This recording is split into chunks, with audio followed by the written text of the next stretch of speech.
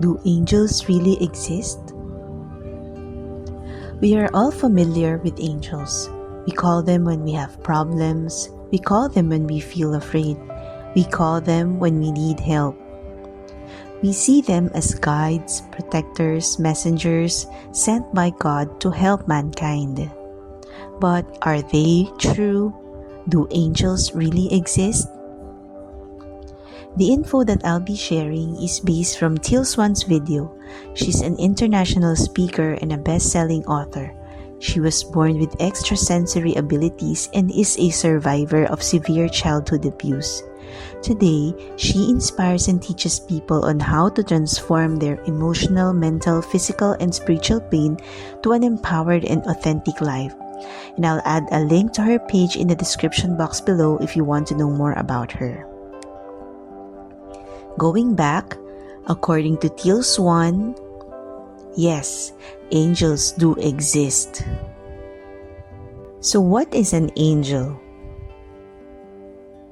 An angel is a being that was created to hold a perspective that is in between the source perspective, the creator, sometimes we refer to as God, and the temporal perspective, the physical, worldly, and this includes human beings. Angels have this very unique in-between perspective, which is able to align both the physical and non-physical. So in essence, they are the keepers of alignment. This is why generally their mission is to guide temporal beings to be in alignment with the purpose of their life here on earth. Angels know what the purpose of our life is, what our desires are. They also know the path towards our expansion and growth. Angels influence the being's life to be aligned with these things, so angels are one type of spirit guide. Some angels have been here since the dawn of humanity. Some guide the entire human race, while some guide specific individuals. Angels come in different forms according to the being that they are interacting with, whichever is the most effective way to be able to send the message across with the least resistance. Example, they may appear as winged people. They might appear as beings of light. They may appear as orbs. They may appear as deceased loved ones. But angels are not actually humanoids with wings. They just chose that because of its special meaning to people. And when you're interacting with humans, it usually works better to assume the image of something human. So now, why would they appear as a humanoid with wings? It just so happens that back in history and actually until now, many people associated God in heaven with being up, and what was up in the sky? The only beings that we could see reach the sky are birds, and birds have wings. It was further deepened in the days where messages over long distances were sent via birds. Because of this, wings were associated with God and with the heavens and therefore divine power. Some angels are not able to take physical form. Those who do live in an embodied form of life are called earth angels. When this happens, they bring their multidimensional awareness into this physical life and they do the same thing for other living beings as any other angel. Angels have a lot of energy. They're being fed with energy directly from the universal source consciousness and also by the collective consciousness of temporal beings, including humanity. This keeps them very active and very alive. Angels, however, do not control what happens here on earth. They're participating in this reality just like we are, but from a completely different point of perspective.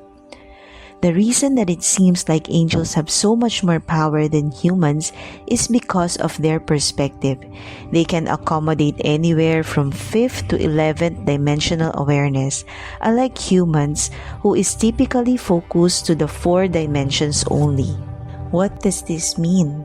This means angels can see all possible life paths of all possible timelines of all possible universes. Amazing. Angels are able to affect perception and able to influence things like events. This is why it's better to think of them as guides. As guides, they don't want you to be dependent on them. They work with your free will. You're still the one making decisions and acting out your life.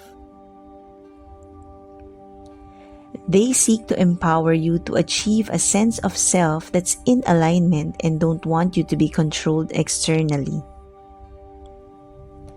Most people are unaware of angels, but when you are, you become more open to their influence and to the messages that they have for you. And the thing is that angels don't just communicate through words, they mostly communicate through what we call signs. For example, things like you keep seeing certain numbers over and over again. Songs with specific lyrics that apply directly to whatever you're experiencing, seeing rainbows, feathers, synchronicities. There was a time in history where humans were able to directly see and talk to angels, but that has changed. The reason is, nowadays, many of the people who wish to see and talk to angels have a resistance to their physical life. Many have traumas involving other people and relationships.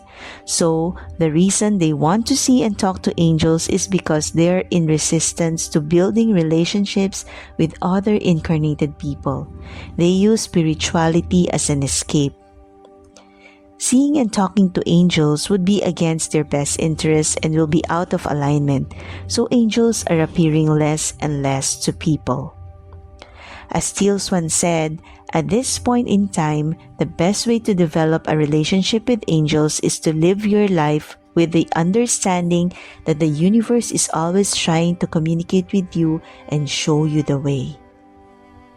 So keep yourself in an open state of receiving, listening, watching, smelling, tasting, intuiting, and feeling for whatever might come. Guidance of angels does not have to be seen or felt in order for it to be happening. It's there all the time beyond most people's notice. I hope you enjoyed the video. If you did, please be sure to hit the like button, subscribe to my channel, and consider sharing this video with your friends. You can also click on the bell icon to be notified of the next time I post a video. Thank you for watching, have a great day, and wishing that you'd be able to live the greatest version of yourself in this lifetime. See you in the next video!